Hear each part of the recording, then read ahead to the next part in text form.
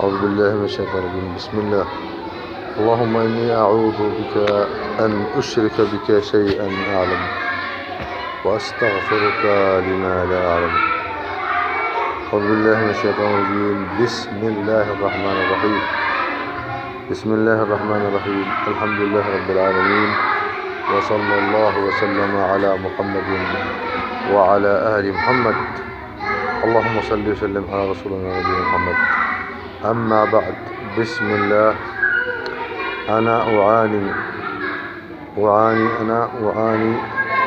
من هذه التصرفات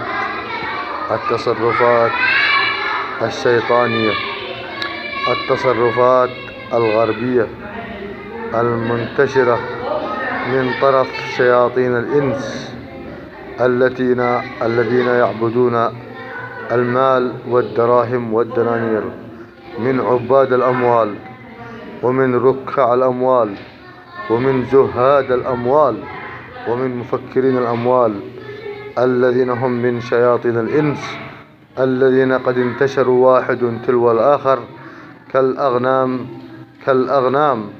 نعم، كالأغنام التي في السنة الأولى تكون لديها طفلين، وفي السنة الثانية تتحول الزوج الواحد يتحول في السنة الثانية إلى إيش؟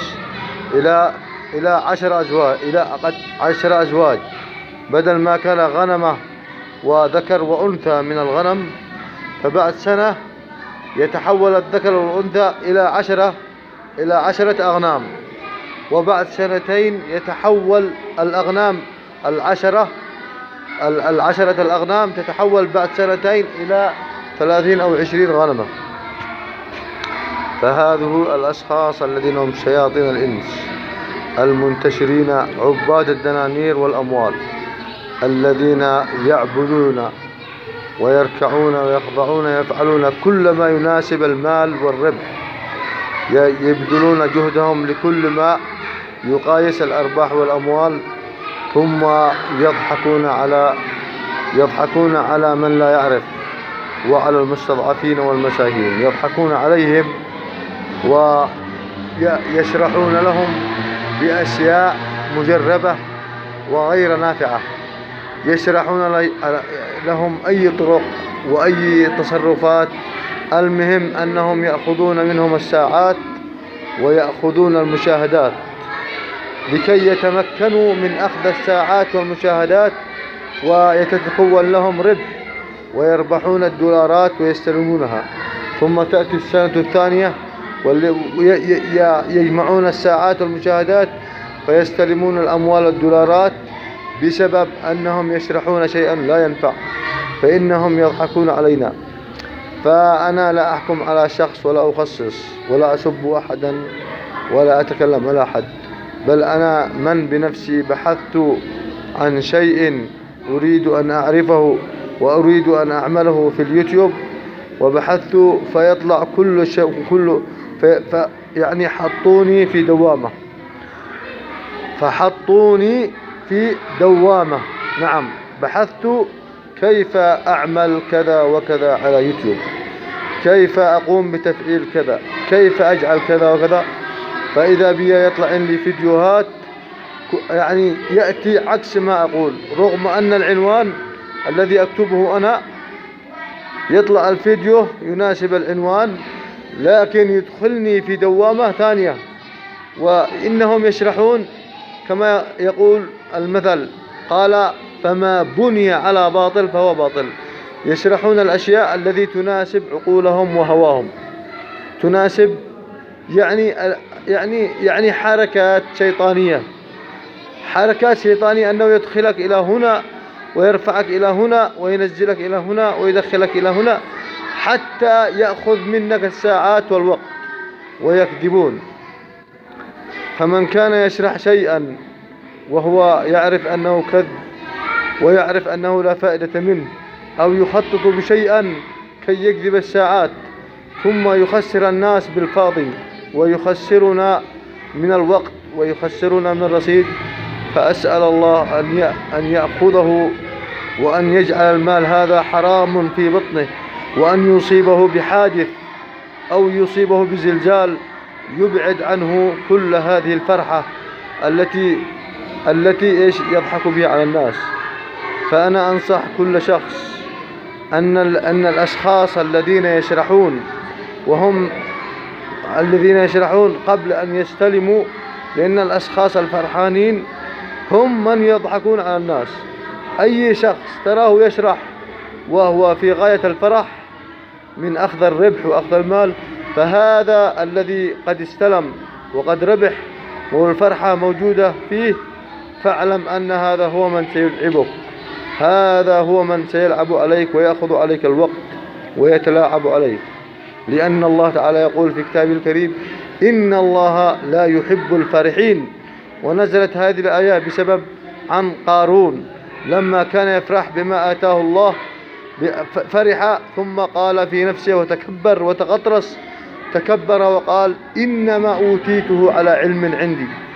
قارون الذي تكبر على الله وقال إن هذه الخزائن والمفاتيح، وهذه كل المفاتيح التي حصل عليها وكل هذه الممتلكات والأموال، قال إنما أوتيته على علم من عندي، فخسف الله به وبداره، فخسف به الله لأنه تكبر على الله. وأنا أسأل الله أن يأخذ هؤلاء الأشخاص الفرحانين بالربح الذين يضحكون ويلعبون على الناس حتى يستغلونهم الساعات والمشاهدات.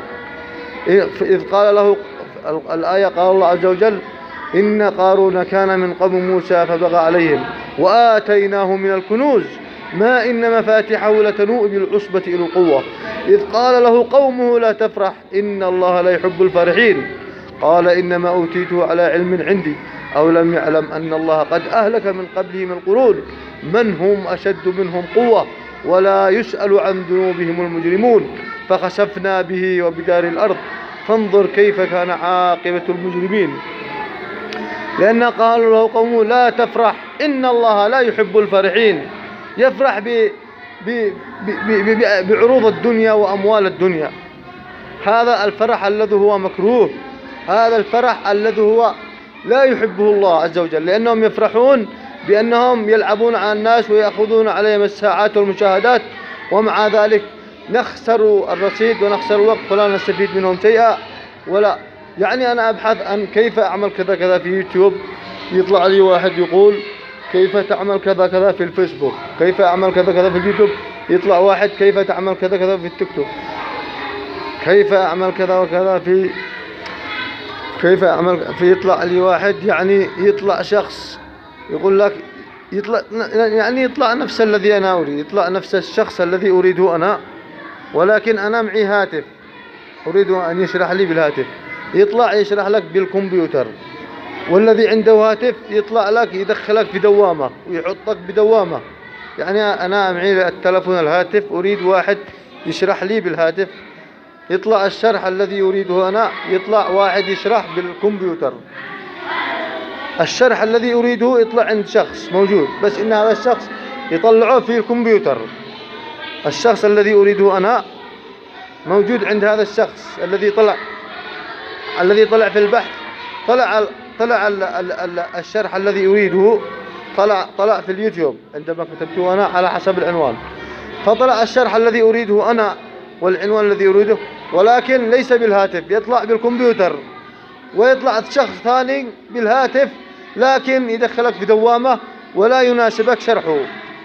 فهؤلاء يضحكون على الناس ويأخذوا، يعني يشتغلك كلام كثير، كلام فاضي، يشغلك أكثر ما يشغلوك بكثر كلام كثير، عندهم كلام كثير وفرحة كثيرة. فأسأل الله أن يكفر فرحتهم هذه، أن يكفرها بزلزال وبحادث يصيبهم أو بجرب أو أن يحرقهم في بيوتهم. هؤلاء الذين يكثرون من الضحك والفرحة ولا تجد منهم نتيجة ولا تجد منهم فائدة، لا نجد منهم نتيجة ولا نجد منهم فائدة، غير أنهم يكثرون من الكلام الفاضي ولا نجد منهم شيء. أسأل الله أن يأخذهم. يعني أنا أنصح أي شخص أنك تسمع لشخص غير شخص لم يستلم. إذا رأيت شخص قد استلم وحصل على الربح، فهذا الشخص اعلم أنه لا تسمع له ولا تسمع شرحه. وإذا رأيت شخص لا يستلم، يعني قبل أن يستلم اسمع له، وبعد أن يستلم لا تسمع له، لأن عندما يكون في غاية الفرحة فهذا يدخلك في دوامة. عندما يكون في الفرحة يدخلك في دوامة ويتعبك بالفاضي. لكن اسمع له قبل أن يستلم، ولا تسمع له بعد أن يستلم.